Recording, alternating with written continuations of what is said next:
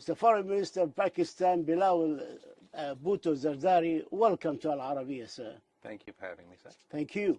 I'd like to start by talking about the Pakistan floods.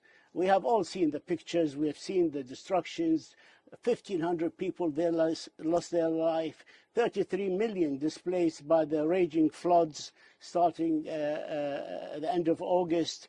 What is the situation now on the ground? Thank you, sir. It's a very dire situation right now.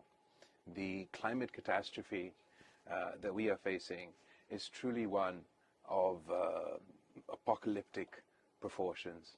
We all know the story of Noah's floods, that they say that it rained for 40 days and 40 nights. Well, in Pakistan, our monster monsoons started in early June and ended at the end of August. And by the time the rain finally stopped, a 100-kilometer lake formed in the middle of my country, covering a third of my country's landmass.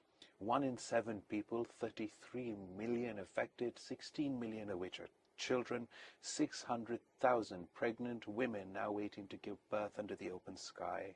This is a compounding tragedy because not only do we have to deal with the initial impacts of the flooding, we also are staring at a potential health crisis with waterborne diseases spreading at epidemic rates across the affected areas. Then with more than 4 million acres of standing crop destroyed, we're potentially staring at a food security crisis. And to top it all off, we just engaged with our agreement with the IMF.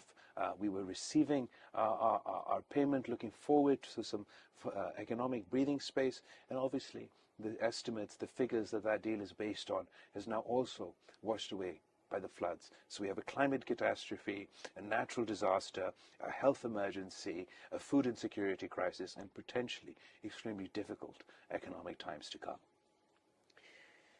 Pakistan was already in an economic crisis, and it's not only drowning in water, but in debts.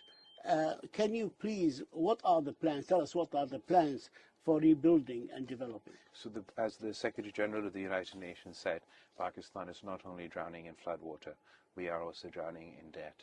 And we would like to be able to, when we reach the reconstruction and rehabilitation phase, to build back better, build back in a greener fashion, in a more climate resilient fashion. In order to do so, we need access to financing and finances to that end.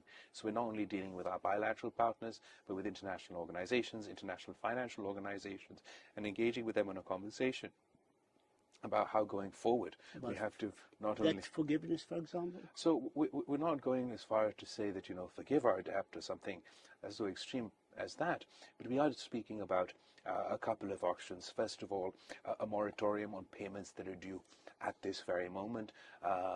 Surely the countries that we are indebted to would going forward want their debts repaid, and we want to be in a position to be able to do that. We're also talking about supporting us with international financial institutions, particularly when it is to do with the risk of lending. And thirdly, a conversation that the UN Secretary General has been having for quite some time is about the concept of debt swap, and swapping debt and spending that money instead of paying into the debtor country to spend it on SGDs. We'd like to see sort of a similar formula of a debt swap, but instead of SDGs, we'd focus on greener projects, on green infrastructure, on climate resilient infrastructure, and many of the larger countries have this on their agenda now. So this is a way where those carbon-producing countries, industrialized countries, because Pakistan produces 0.8% of the carbon footprint, but we are now one of the 10 most climate-stressed countries on the planet.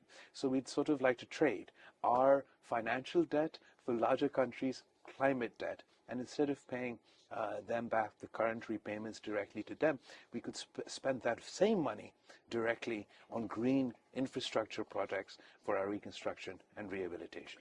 Has the OIC countries came up with the goods to help you, sir, in this crisis? What do you expect? What do you need from the OIC countries and from your friends in the Middle East? So from absolutely, the OIC countries were amongst the first to respond to the climate catastrophe in Pakistan. In the very initial phases, we're in sort of the relief and rescue phase, but the Kingdom of Saudi Arabia, the United Arab Emirates, and many countries within the GCC have stepped up to help Pakistan.